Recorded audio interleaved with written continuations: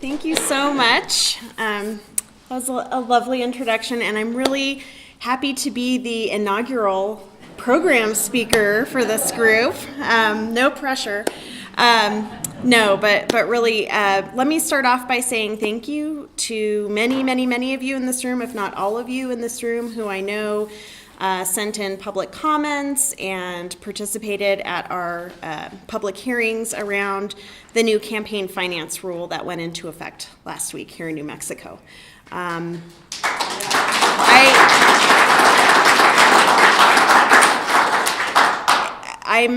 very encouraged not only by what I think the rule is going to be able to do, which I think I'm going to focus most of my remarks on here tonight, but I was especially encouraged by the participation that we received around the rulemaking. For those of you who don't know, and I suspect that most of you don't know, because rulemaking is a completely mundane, bureaucratic process that most people don't take a whole lot of pay a whole lot of attention to, and just the thought of sitting through a rulemaking hearing makes the average person just go to the dentist to get a root canal rather than do that. So we had at the end of the day, I'm going to get the numbers wrong off the top of my head, but I think we had something around 1,100 public comments that were submitted either in writing or in person, and those are unique comments. So we had some groups out there on both sides of the issue generating sort of these automatic, here's a pre-filled out letter, just sign your name and address to it. So not even counting those, around 1,100 unique comments from members of the public, the vast majority of which were in favor. But regardless of that, just the fact that we had so much public awareness and participation, I don't think the state keeps track of things like how many public comments are made in a rulemaking process, but that was really encouraging to me because, of course, everything that I'm trying to do in the Secretary of State's office relates back to civic engagement and participation.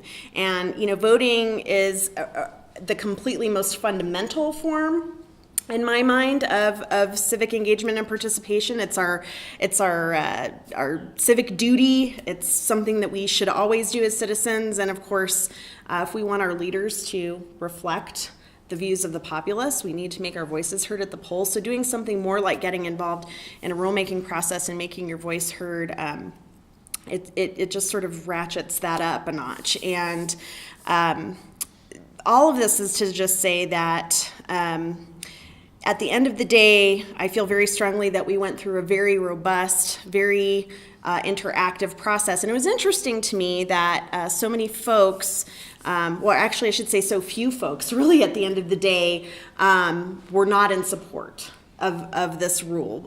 What the rule does, in summary, and I'm sure most of the folks in this room already know, but the rule basically does a lot of clarification, takes the current state law that we have on the books in which the legislature has given the authority to the Secretary of State to say, okay, we've laid out the broad strokes for what is required for candidates, campaigns, and political committees in terms of how they raise money, in terms of how they spend that money, and what is required to be reported to the public, to all of us, so that we know who is getting involved in advocating for campaigns and questions on the ballot. It's our right as citizens to know this information.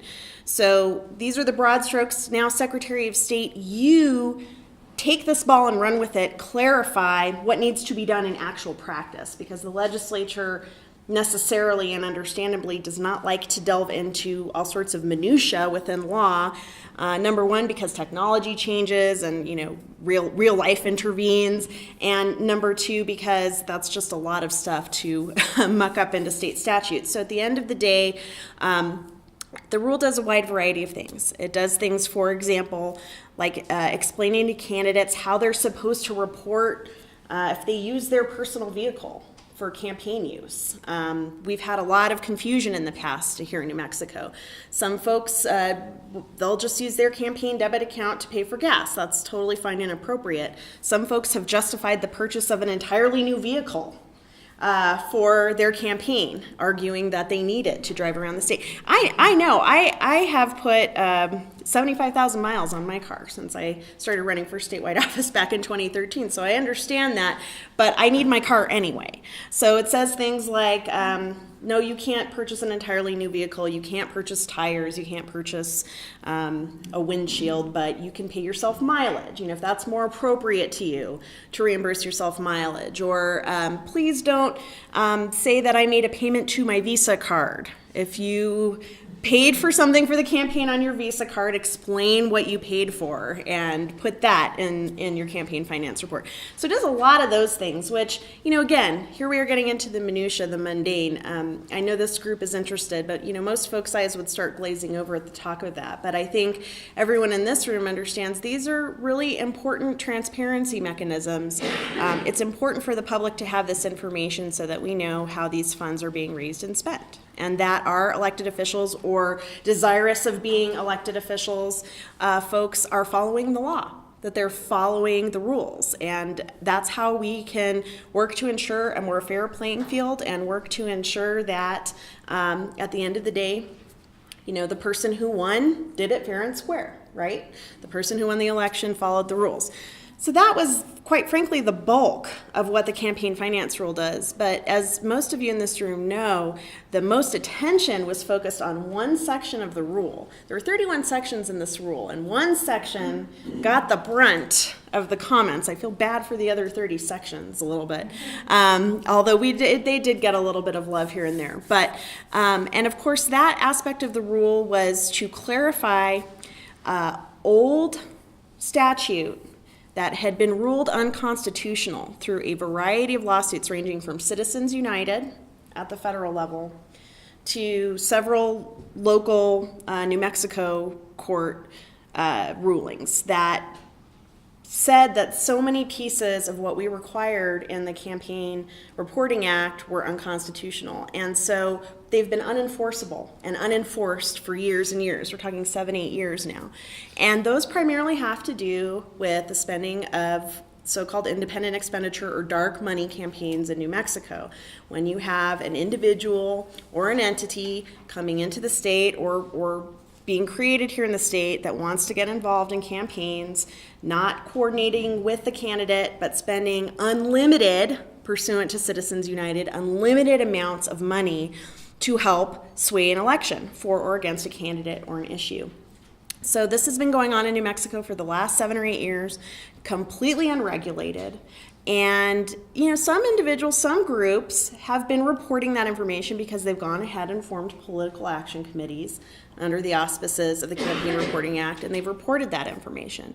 But so many groups and individuals have just completely not done anything, and they've been completely non-transparent, and they haven't disclosed anything. And so many of us in this room and around the state have received mailers in our mailboxes, and we've heard radio ads on the radio, and we've seen TV ads on TV saying things like, such and such is a puppy killer, or such and such is the greatest thing since sliced bread, and you ought to vote for them. And we, the people, have had no idea, well, who's paying for this? How much money are they spending? We know that, candidate Smith has raised and spent about $250,000 in their race. But what we don't know is how many thousands, tens of thousands, hundreds of thousands of dollars these dark money groups have been spending to help affect the outcome of races in New Mexico. And, this is a small state, and we have a small media market and a very inexpensive media market. It doesn't take a lot of money to come into New Mexico and affect the outcome of an election, especially in some of the close districts, especially in some of our House and Senate districts, right? But at the statewide level as well. And so a little bit of money, even a little bit of money, can go a long way toward helping a candidate, but we've been in the dark. We've been in the dark for a long time. Previous secretaries of state made sort of half-hearted attempts to try to write a rule to say, this is what's permissible, this is what's constitutional, this is what needs to be done here in New Mexico when it comes to this disclosure. They half-heartedly tried, they failed. They never got it done. So when I was running for Secretary of State, I made a campaign promise that I was going to get these rules on the books, and that became kind of the first order of business. Of course, we had a little thing called a legislative session to deal with first when I was first in office, but because we were very hopeful. Senator Worth from here in Santa Fe sponsored, again, for like the 6th time in a row, a great bill that addressed a great many of the things that we ended up including in the campaign finance rule, in addition to some other much needed legislation. So I'm the Secretary of State. I am not the legislature. I don't have the authority to change our campaign law. And I think it's really funny because that's one thing I've been accused of doing. I've been accused of being a what's the word that they used for, unconstitutionally usurping the power of the legislature, making power grabs, right? And, as much as that's flattering, it's not what's actually happened, because I've only acted within the authority already granted to me by the legislature in writing this rule. So there are still a lot of things that need to be done that I would like to be seen done by the legislature, and I will work together with Senator Worth next session if he desires, or in the future, as long as is necessary to get some of these other legislative fixes done. But we took a lot of that language, started there, the language that was the clarifying language that I have the authority to implement under the authority given to me by the legislature. And now moving forward, as of October 10th, any organization or any entity or any individual that's going to spend this kind of unlimited, uncoordinated money in a campaign either 30 days before a primary election or 60 days before a general election that's expressly advocating for a candidate or a question on the ballot will have to disclose that information here in New Mexico moving forward. Otherwise, they will be in violation. And it's funny to me because as I said to you all, we did get pushback. I mean, we saw groups like the Concerned Veterans of America in New Mexico, groups like Americans for Prosperity, the Rio Grande Foundation, the Center for Competitive Politics, a lot of national groups, right, opposing this. Interestingly, the vast majority of those organizations have financial ties to the Koch brothers network. And I know that everybody in this room knows what the Koch brothers network is. So it's no surprise, right? It's not surprising that, two of the biggest individual political spenders in the country that invest in these dark money campaigns did not want New Mexico to adopt transparency rules. But and they kept using this this concept that it was going to be a restriction on First Amendment rights and freedom of speech. That having your information as a donor disclosed was going to be a restriction on First Amendment rights. And what's interesting to me about that argument is when you go back and you look at the Citizens United decision. The Citizens United decision was really the decision that sort of opened up this can of worms for all of this dark money that's flowed into our political system in the last 8 or so years. And that was the decision that said, no, yes, if you're an individual or an entity and you're not coordinating with a campaign, yeah, you can spend as much as you want. There shouldn't be any limitations on you. But what was interesting about that decision, and for those of you who were at the hearings, I know you heard this, in the majority opinion written by Justice Antonin Scalia, arguably one of the most conservative members of the Supreme Court that we've ever had in this country, the piece that they're always leaving out is that while the court affirmed the right to spend as much money as you want, it also affirmed very strongly that is also tied to disclosure and transparency. That it's really important to have those two things linked together, that yes, you as an individual can dig deep into your pockets and spend as much money as you want to advocate as strongly and full-throatedly as you want for any candidate for office or question on the ballot. But that has got to be public information. That information has to be disclosed. The public has a right to know that. And so that's what we were doing with this rule. And I think it's really important to acknowledge that we as the citizens have a right to know this. That we as a country, in order to make informed decisions at the polls, right? if we're going to be educated voters, if we're going to go to the polls and make these critical decisions that we make in the ballot box about who is going to lead us, who is going to represent us, we have a right to know who's helping them try to get there. So that's what we did with this rule. I'm very proud of it. It went into effect on October 10th. So far, I have not been sued, although, knock on wood, could happen any day now. Although, that was really, that was something that I found, of course, I've been in public office now for 11 years. I've been sued for a wide variety of things. So getting sued is something that I'm very used to, and I don't take it personally. But, I've never had a situation where an individual or a group of individuals was so vehemently opposed to something I was trying to do that basically they sat there and pointed a finger right in my face and threatened me with court. We'll see you in court. You better prepare for a lawsuit. And I just thought, wow, I wish I had the kind of money to just go take the Secretary of State to court just because I don't like her decision every day. Just kidding. But, so far so good. We'll see how it goes. And, of course, especially where the dark money rules, the dark money transparency rules apply, that's not going to come into effect until we get closer, very close to the primary election next year. But moving forward, we're going to be doing our best to educate and inform candidates, campaigns, and political committees about the new rules, because it's important to have the rules, but it's also really important for my office to make sure that folks know what the rules are. And we don't want to create a situation where we're setting folks up for failure.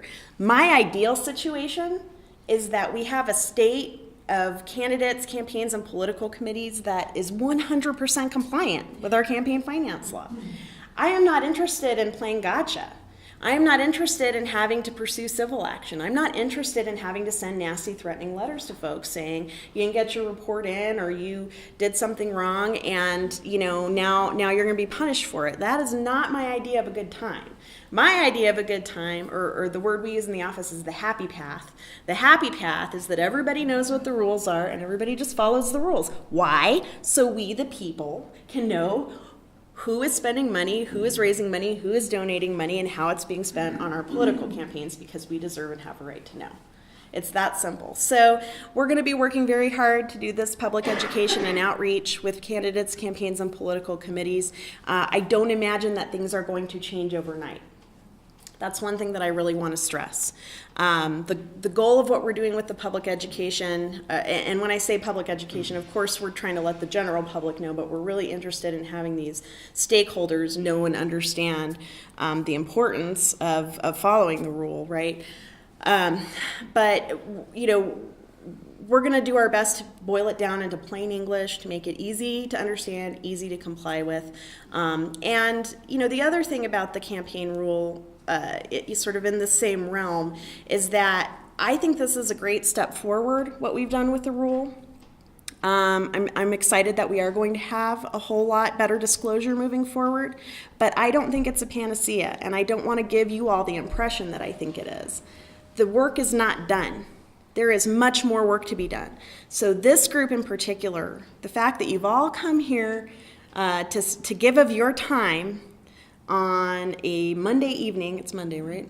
I don't know what day it is. Well, in my defense, I worked all weekend. I was at a conference all weekend, so I haven't had a day off in a while, so forgive me, but which is fine. But I lose track of the days when that happens. That you're all willing to come here on a Monday night and be involved and engaged on this issue and understand, this is also something that's not going to go away because we've had a victory, right?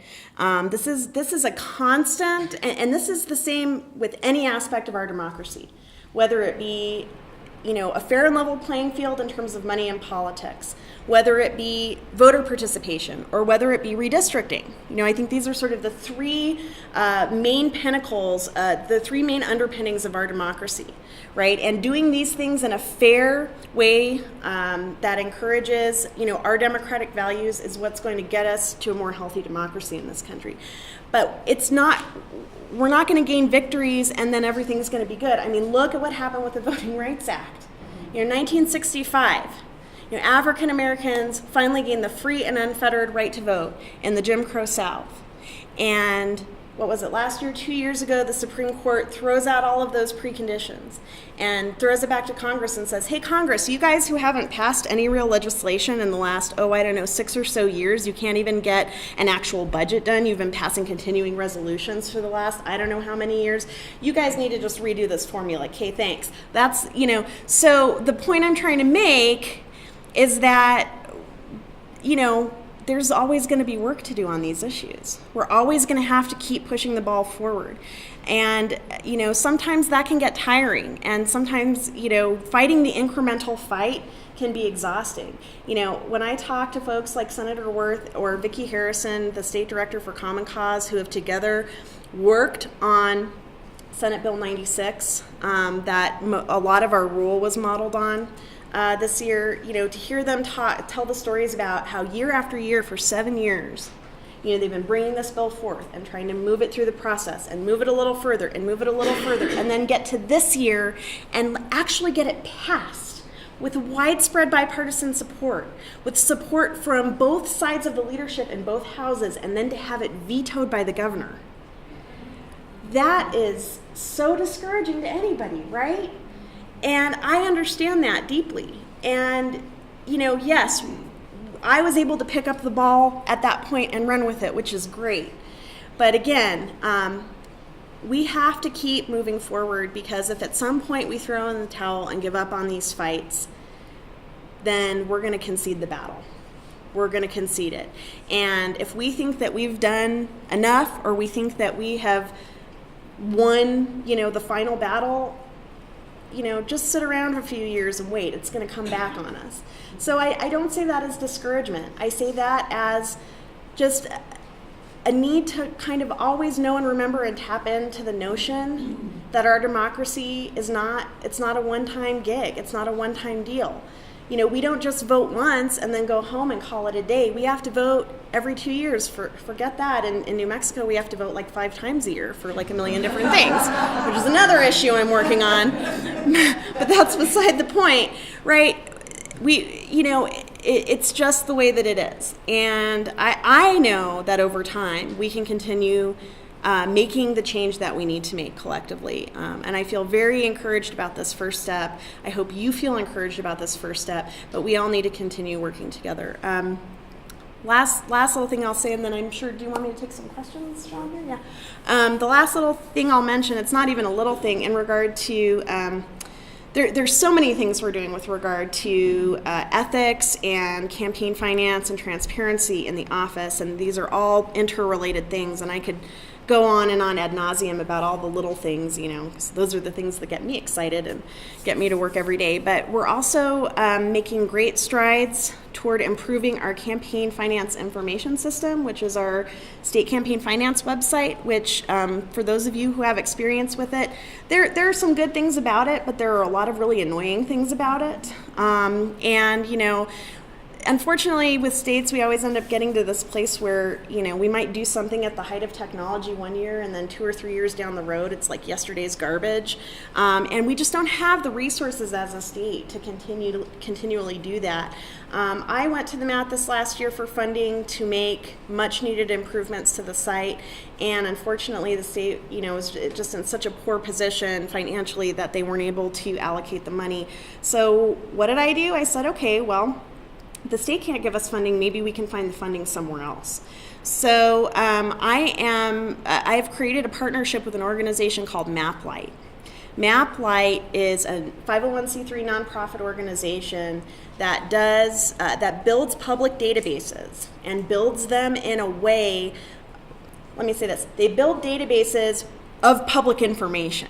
And they build them in a way to provide transparency. So, it covers a variety of different, ranges of data, but they have worked, for example, with the California Secretary of State to build a website for their campaign finance information system that makes the information digestible, correlated to each other, it's illustrative in a way that, our system right now, it's just sort of like you can see a bunch of numbers. With their system, you can see, you can get a real sense by looking at some graphics and such of, okay, what sort of industries are playing in California politics? If such and such candidate for office or the governor or whoever, here's a pie chart. How much of that person's money came from labor unions? How many came from the environmental community? How many came from the oil and gas industry, right? These are things that I think are really important tools for the public, again, so that you and I don't have to just, look at, ones and zeros, right, and try to create a picture for ourselves about who's actually investing in these campaigns. We need to make that information understandable and digestible for everyone. So we're coordinating with MapLight. They're going to work together with us, and they are going out around the country to seek philanthropic funding to help build a modern, state-of-the-art campaign finance system for the state of New Mexico that will be an open source system. So that once we've built it and we've got it done and we're anticipating having the full shiny package in about, that almost was bad, the full shiny package done in about 18 months, although we'll be building pieces along the way as we're able to raise the funding. Once we've done it and once we have the Cadillac of all campaign finance information systems here in New Mexico, we will give it away for free to every other state that wants it, because we want to be the model in the nation for campaign finance disclosure. So I'm incredibly excited about that. Of course, we're at the beginning of that project, and it's kind of like when you meet your husband or wife or boyfriend or girlfriend, it's like everything's shiny and happy, and all the possibilities are before you at the beginning, and then you get down the road and you encounter speed bumps and hurdles along the way, and I'm sure we will too. Tells you a little something about my personal life that I equate, building a campaign finance information system with it. But that's where my passions lie. What can I say? So with that, those are just a couple of the things we're working on in your Secretary of State's office. I'll just end by saying I'm very, very proud and happy to be serving in that role. I go to work every day knowing that I'm doing something incredibly important for the state. I know that I'm where I'm supposed to be. I'm excited about the work that we're doing. It motivates me, and the team in the office is terrific, and I'm hoping to stay in the office for a while so I can keep. It's like I said, the work's never done. The work's never quite finished, and maybe that's something that appeals to me about it. But I look forward to hopefully continuing to move things forward for a while down the road. So, thank you.